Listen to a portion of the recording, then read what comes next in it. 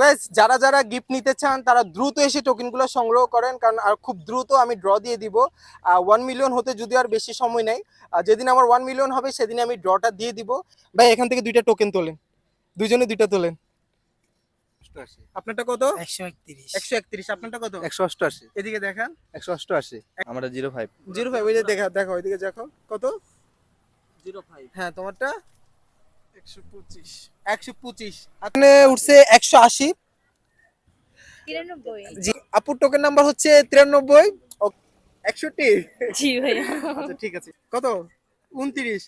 জি 172। এটা কিন্তু রেখে দিতে হবে, এটা হারাই গেলে কিন্তু আর গিফট পাচ্ছেন না।